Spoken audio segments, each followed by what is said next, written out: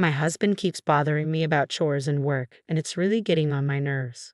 Whenever I ask for something, he says mean things to me. I just wanted us to go through life together happily as a married couple. But if things stay like this, what's the point of being married? Just when I felt like there was no hope, my husband's behavior suddenly changed. I started to think maybe we could finally have the perfect married life I've always wanted. But I was wrong. I shouldn't have believed him. My name is Michelle Taylor, and I'm 43 years old. I met Edward a few years ago while he was on a business trip, and now we live together. We used to have a long-distance relationship where we had to fly to see each other because we were both so busy with work. But after dating for a few years, we finally got married. I'm going to make you happy for the rest of our lives, Edward said when he proposed to me. I never thought I could marry such a wonderful man. Back then, he was really friendly, and it seemed like a lot of women liked him. It might sound weird, but I felt really lucky that he chose me. Because of the distance, I moved to where he lived, and we started our life together as a married couple. But I couldn't just quit my job, so I found another company to work for. Why? Well, because Edward wasn't earning enough. Either his company didn't pay well, or he hadn't been promoted. I wasn't sure, but his salary was definitely too low. If I stopped working, we wouldn't have enough money to live on. At first, Edward wanted me to stay at home. But as we faced reality, he stopped talking about it. Even now, years later, it's the same. We both worked hard to make ends meet. But then something happened that changed everything. It was because of Edward's actions. He was really nice when we first got married. But as time went on, he started showing his true colors. It started with little things. Like, he wouldn't clean up after eating. Hey, can you clear the table when you're done? Oh yeah, sorry. He'd do it when I asked, but then he'd forget again a few days later. Can you take care of the dishes? Oh yeah. We had talked about sharing household chores before we got married, but once we were married, Edward hardly did any chores. He always had an excuse. I thought maybe he was just tired, so I didn't bug him about it. But if I'm honest, Edward finished work earlier than me, and it seemed like he had it pretty easy. He even said his job was easy. Meanwhile, my job was demanding and kept me busy almost every day. Dealing with Edward and managing work along with household chores was really tough. Couldn't he pitch in a bit? I reached my limit and decided to talk seriously with Edward. Hey, about the chores, could you maybe help out a bit more? I'm really exhausted. Suddenly, Edward's expression changed. You could see right away that he was annoyed. I get it, he said, his voice full of anger. Although I didn't bring it up then, I couldn't help but wonder why he was so defensive. After that day, Edward's behavior changed a lot. I knew why. I had asked him to help with the chores. Thinking about it now, maybe Edward just sees me as a convenient maid. One day, after finishing work as usual, I came home to the smell of alcohol in the air. Holding back my disgust, I went to the living room. When I opened the door, I found Edward lying on the couch surrounded by empty beer cans. I figured he probably didn't go to work. Hey, what's going on? Are you all right? I asked, approaching my seemingly drunk husband. But Edward, opening his shut eyes, glared at me. Ah, so annoying, he grumbled. Annoying? His response was clearly disdainful, and he shut his eyes again. But seeing him so lost in alcohol, I started to worry. Did he have a breakdown without me noticing? Did he turn to alcohol to escape? Hey, what's with all the alcohol? I asked. Edward snapped. I told you it's none of your business. Before I could say more, he got up and started yelling at me, slurring his words. He threw insults and stormed off to his room. I was just trying to show concern. Why was I being treated like this? Alone in the living room, I cleaned up the beer cans and snack wrappers Edward left behind. Then one day, laundry and dishes were scattered around, some broken, including my favorites. Given what happened, I knew Edward did it on purpose. I wanted to confront him, but he wasn't home, though he should have been done with work. Maybe he was out drinking. He trashed the place and left. It's so mean. I called Edward, but he didn't answer. I texted, and he replied quickly. I'm not coming home tonight. No explanation. What should I do? Should I just go along with Edward's behavior? Is this my fault? It feels hopeless. I thought I did the right thing. What could I have done differently? Lost in thought, I cleaned up the mess. Later, I noticed a scratch on the floor, a reminder of this day. The next day, as he promised, Edward came back, smelling of alcohol and unsteady on his feet. What were you doing? I was really worried, I said, frustrated that he didn't even greet me. What I do is none of your business, he replied. We're married, so of course it's my business. His attitude made me even more annoyed. Pressing him further, Edward gave me an irritated look and went to his room without a word. Oh dear, a sigh escaped me involuntarily. Did I really marry someone with such a difficult personality? Where did I go wrong? Tears started flowing as I thought about it. But I wasn't giving up. If I'm patient and keep facing my husband, maybe one day he'll understand how I feel. He might spend weekends with me or even help with chores. I'm not asking for much. Right now, I just want him to be in a good mood. With that hope, I tried to talk to Edward. How was work today? Tough day. Dinner tonight is meat and potatoes. But he didn't respond well.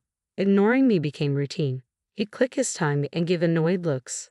Fixing our marriage seemed impossible with Edward acting like this. Lately, he wouldn't even touch the meals I made. Eventually, I started to rethink our relationship. Should we stay married like this? Would it be better to leave him alone?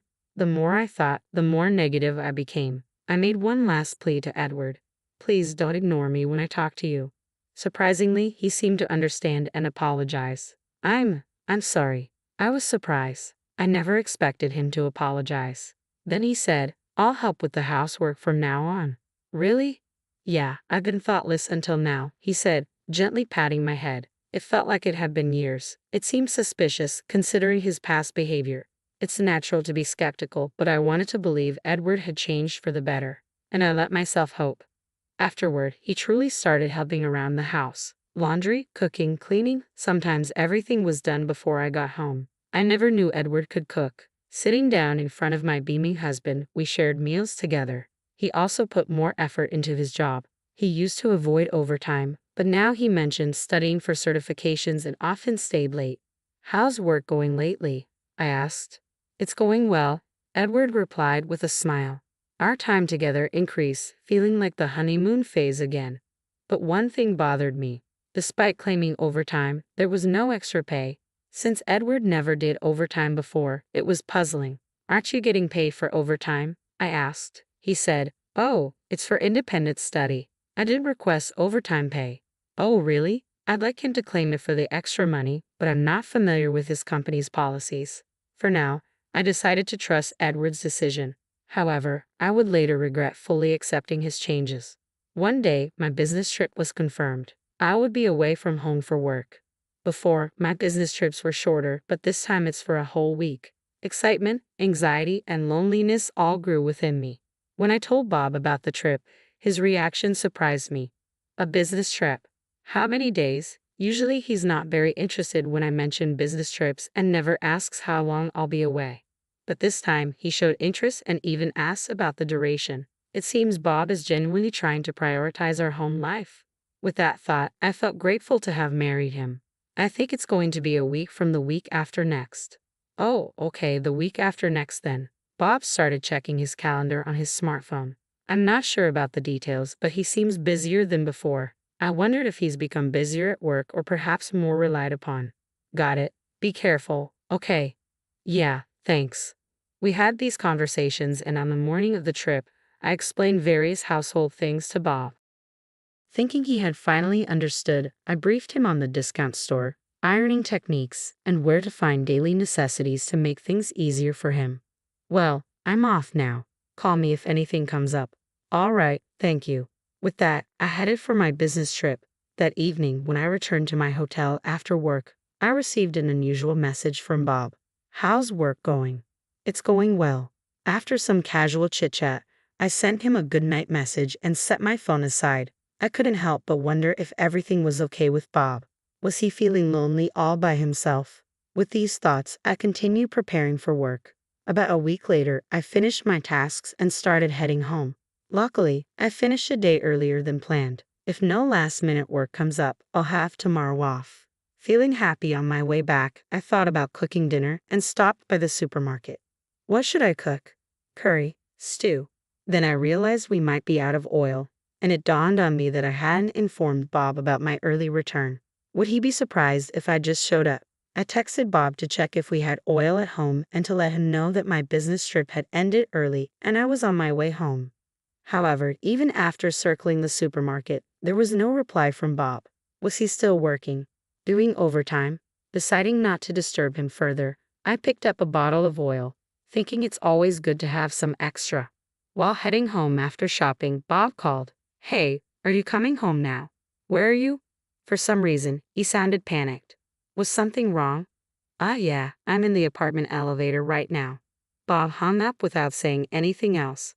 What's happening? Worried, I hurried to our apartment. "I'm home, Edward. Are you okay?" I called out, but there was no answer. Just as I was taking off my shoes and heading inside, my husband rushed out of the living room and collapsed in front of me. "Are you okay? It's hard to breathe." "Call an ambulance," he said, grabbing my hand. I dialed 911 quickly. Within minutes, the ambulance arrived. I let the paramedics in, and they checked on my husband. "Will he be okay? What's going to happen?" While watching and worrying, I noticed something strange. There were a pair of women's shoes I didn't recognize. Obviously, they weren't the paramedics or mine. I felt a tightness in my chest. Glancing at the living room window, I saw a women's lingerie hanging there. Could it be? Is Edward having an affair? Looking back, he did seem very panicked when I called. Maybe he was trying to hide it. I cautiously scanned the house, pretending to prepare for my husband's hospital visit to avoid suspicion. Living room, restroom, kitchen, no sign of her. If her shoes are here, she must be around, unless she escaped through a window. Finally, in the bathroom, I see a light on and a silhouette. I open the door and look at the bathtub. I can't believe what's in front of me. I wish I had been mistaken about the shoes and the lingerie. I head back to the front door. The conversation with the paramedics goes like this. "You're his family, right? Please come with us." "I'm sorry, there's been a mistake." The paramedics sound shocked. Edward too lets out a surprised sound. Ignoring them, I bring the woman from the bathroom to the front door. "This woman is family, she'll come with us." "Wait a minute," the woman gets flustered. Edward seems shocked too, and suddenly sits up with force. "You." The paramedics quickly try to calm down Edward, but he seems fine. "What do you think?" "Well, he doesn't seem to be in critical condition." In the end, it's decided that Edward doesn't need immediate medical attention, but if he feels unwell again, he should go to the hospital. The room falls silent after the paramedics leave. So, what's going on here? I sit both Edward and the woman down and demand an explanation. At first, they look uncomfortable and remain silent. But as I continue to stare silently, they seem to give in. Edward speaks up. "I'm sorry for the misunderstanding. She's a colleague from work. We're close, but there's nothing going on." Following Edward, the colleague chimes in. "That's right. We were just having a meeting here. There's nothing going on, I promise. Now, can you explain this? Do you need to take a bath for a meeting? Do you need to dry your underwear too?" I gesture to the underwear hanging in the living room. The two exchange uneasy glances, appearing troubled. I see through their facade. "If you have time to come up with a strange excuse, just tell me the truth." I press them. Edward looks up, his expression heavy with guilt, and finally spills everything. "I'm really sorry. I know sorry isn't enough." "So, you've been lying about working late?" It turns out Edward had developed a close relationship with his colleague Kate. After we got married, he started cheating because I kept nagging him about household chores. But when Kate praised men who do chores, Edward started working late to meet her. I noticed the smug look on Kate's face. That explains the lack of overtime pay and his supposed certifications. It was all a facade. "I understand what you're thinking. Let's just end it with a divorce," I declared. "Please go ahead and be with her." I was so fed up that divorce seemed like the only solution. It wasn't a threat. The deception I had endured had become unbearable. But Edward wouldn't hear of it. "Divorce? That's not the answer," he insisted. "If you had told me you were coming home, none of this would have happened." "Yeah, it's not fair to come home unannounced." They both chimed in. Had I been deceived by my husband's facade all this time? The realization left me feeling pathetic. "Ma'am, look, Edward really regrets it." Kate tried to calm me down. "You don't truly want a divorce, do you? You're just blaming me for his cheating," she accused. "Enough is enough. Let's get a divorce," I shouted, and they both recoiled. I hoped they would reflect on their actions and words. Afterward, I hired a lawyer and began preparing for divorce proceedings to claim my share of the assets. Edward kept calling, and even his parents reached out. They were understanding, and upon hearing my side, they apologized and agreed to support me in the divorce. Eventually, after likely talking to Edward, he appeared exhausted during the divorce proceedings and agreed to it without resistance. I reported Edward and Kate's affair to their company. Following the divorce, John and Kate, both employed at the same company, were quickly exposed for their affair. They faced ostracism from colleagues and seemed to lose their standing within the company. Additionally, they became the subject of gossip among talkative older women, and even clients began discussing it. Unable to endure the toxic environment, they resigned from their jobs. I'm uncertain if they married, but they likely faced financial strain. If they did marry, I can imagine them arguing over money. I promptly moved to a new, more comfortable and affordable apartment. Reflecting, I recall choosing the old place to accommodate John's preferences.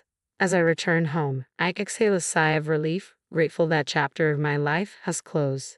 Since the divorce, I've dedicated myself more to work, leading to significant improvements in my performance and a subsequent raise. While initially made in anger, the decision to divorce now brings me a sense of liberation. With this in mind, I enjoy my favorite tea, preparing for what tomorrow may bring.